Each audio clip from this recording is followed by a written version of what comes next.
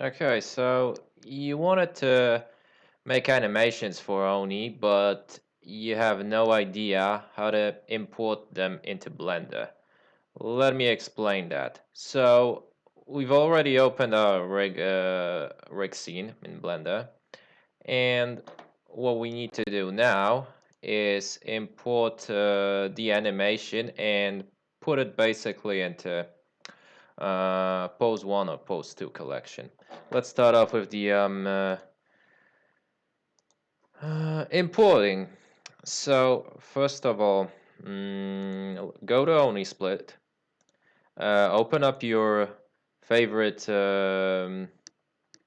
command line tool, and just so for the record, yeah, so stick to this article and also to this tutorial available here right by EDT on how to use Oni Split in context of uh, not this one, in context of Blender.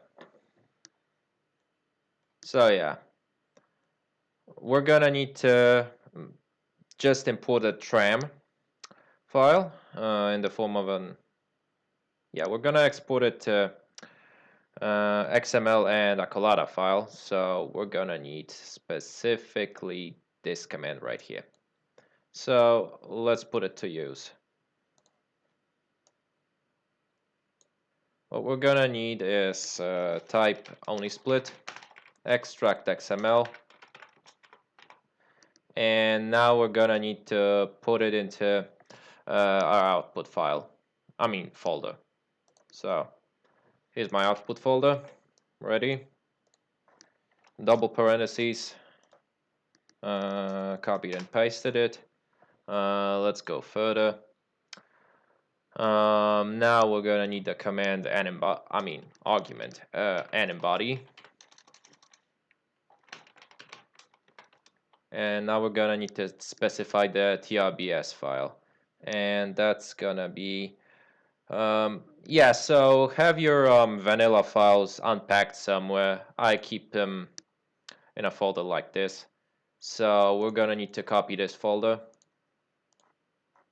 double parentheses, and now our TRBS of the character we want. Let's suppose we need Kanoko for this. So that's gonna be TRBS Kanoko body high. There we go.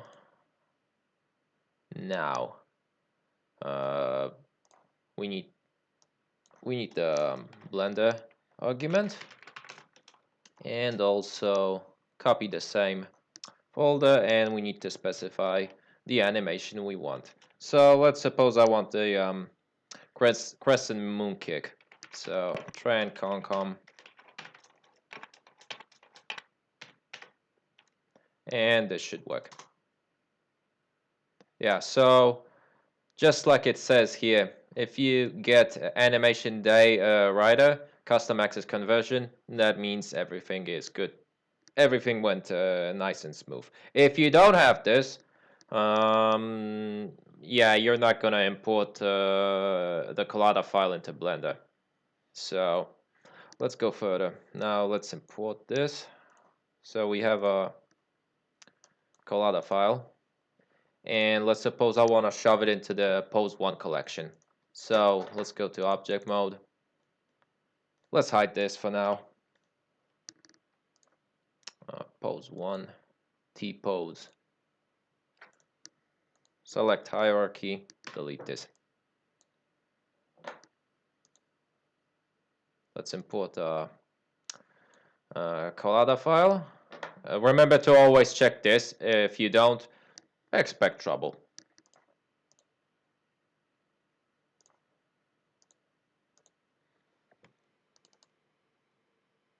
Okay. We can see the animation imported nicely. We can also see the textures are missing, but that's not a problem. If you've imported your ONCC with the no anim, argument, then you will have all the textures stored in that model, and what you can do then is simply copy those textures like this. You go to the material properties, and basically you just copy material to selected, and you go. I should write a script for this.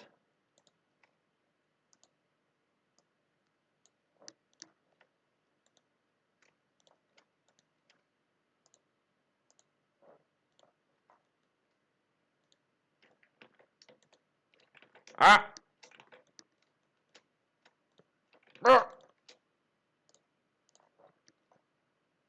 There we go.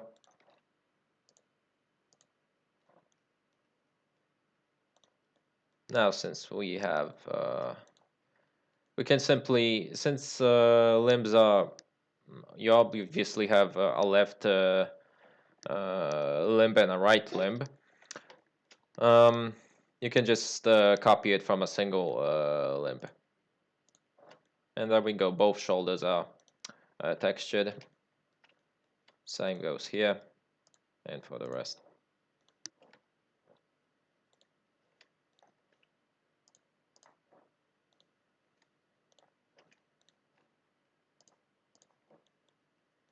You can skip forward a little bit, so yeah.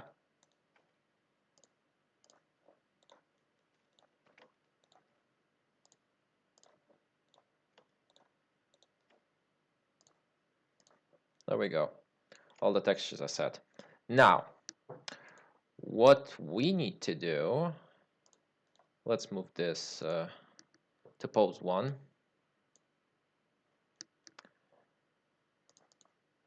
Okay. And what we need to do right now is constrain this rig to I can't really remember if we should constrain. Yeah, we should constrain, I think, both the model or the rig to the model in pose 1. So let's do that. Because we've deleted the pelvis area, we need to set its yeah, we need to set the targets for the bone constraints in the rig. So let's to do that, just go to the scripting tab, select the rig bone constraint target setter. Since this is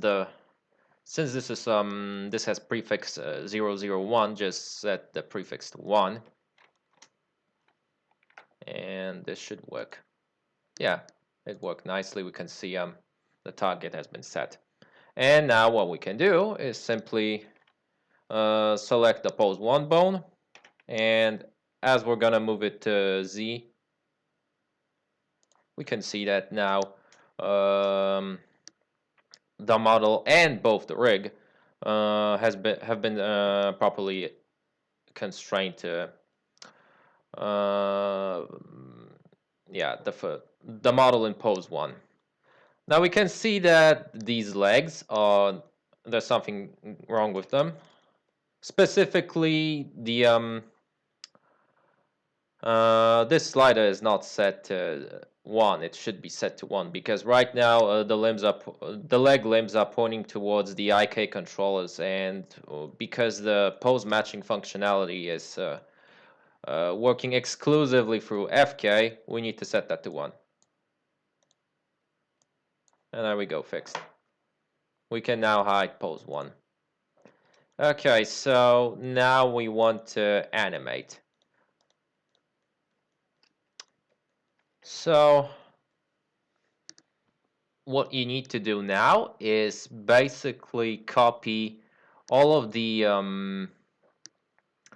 keyframes that you want. You can just stick to one keyframe, or yeah, just one keyframe if you want, and usually that's what we do, because the way we do animation is usually we just need the first or the last frame of the preceding animation.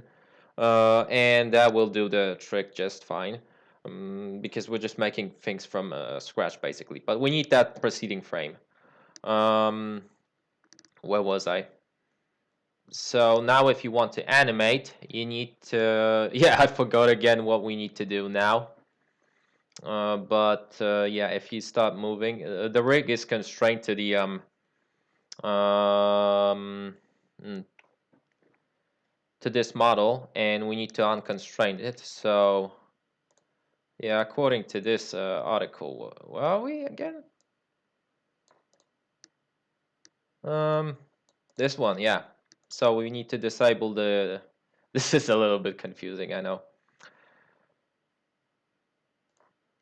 So right now we just need to copy all the frames that we need. Let's suppose we just need this frame, right? So let's, since the IK controls are right here, we don't want that because yeah, if you select all of them and insert a keyframe, then obviously the controls will be there, and we don't want that. So for each of these controllers, just set IK to FK, and they're just gonna snap to the FK controls. Whoops. There. There. Okay. Now, yeah, we just need this frame. And the way you transform, or whatever the term is, transform all the transform our keyframe from the model onto the rig is you press Control A, yeah, and this summons this menu, and you press Apply Visual Transform to Pose, and then you set press I and set a keyframe for location and rotation, because that's all you're gonna need. There are no scale keyframes in Oni, I believe. Yeah, there are no scale keyframes in Oni. So right now we need to unconstrain the rig from the model. The way we do that is quite simple, frankly. You just pick the bone constraint enabler, and let's see what happens. Yeah, I think this worked. And there we go, we can now animate.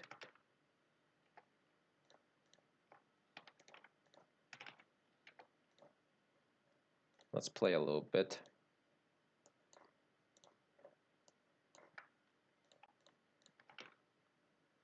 That's IK and work. This is nice. Yeah.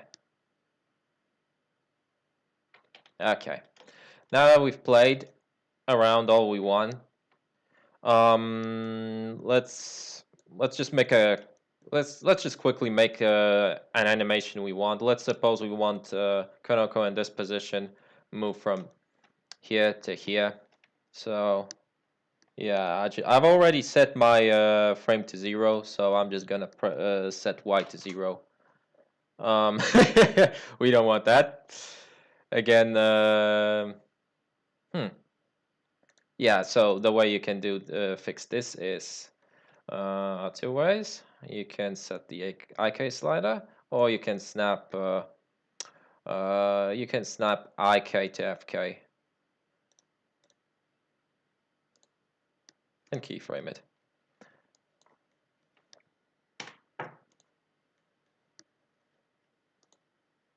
And there we go. There's our animation.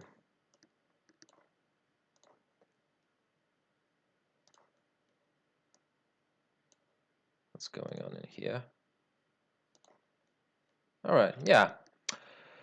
So the next thing you want to do is, your animation is finished. You want to export it, and before you do that, you have to, because all of your keyframes, I mean, are stored in the rig. They're not stored in the model itself. you want to transform all of these keyframes from the rig onto the model. The way you do that is, again, we have a script for that. Available. All these scripts that have been used here are available in the article. But yeah, scripting, visual transformer, and you have to set the frame range where you want to apply the visual transformation. All it does is simply it goes through the range, through your intended range, and basically does this. So like Control A and apply visual transform to pose. Without this script, you would have to just do that manually for each frame. But yeah, we have a script for that.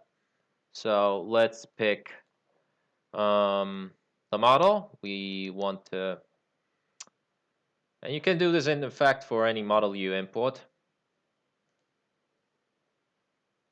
Yeah, because this just applies that to the selected model.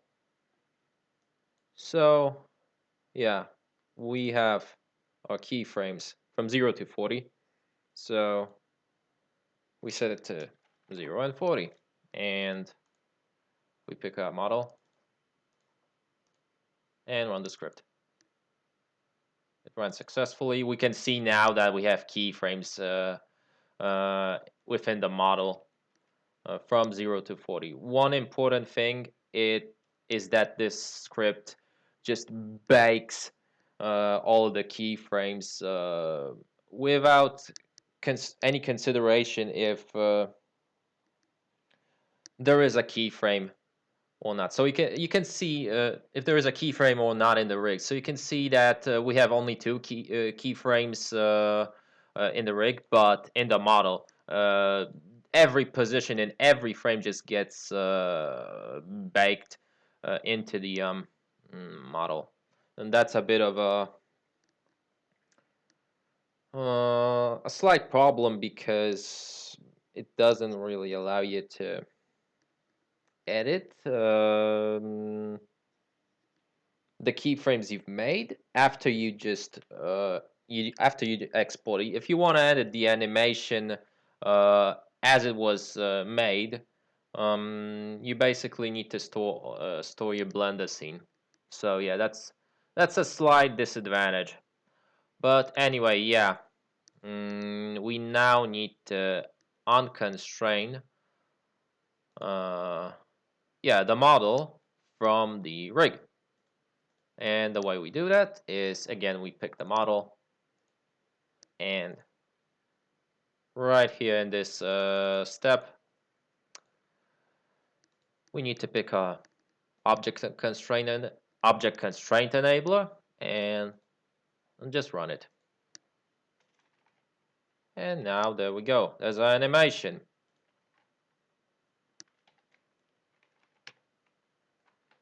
All you need to do now is simply select it, export it as a collada. Remember to, unless this model is all you have in your scene, remember to select it and pick selection only in here. And key type is always curves. If you set samples, the animation will get broken, and it's not going to work. And that's it. We've imported our animation, made it. We've imported our reference frame. We've imported an animation, used its reference frame as a starting point, made our own animation, and exported it. And in between that, we've managed to do all the constraining and unconstraining that was needed. I hope you found this tutorial useful, and if you ever feel like making only animations, I hope that this will come in handy. All right, see you around.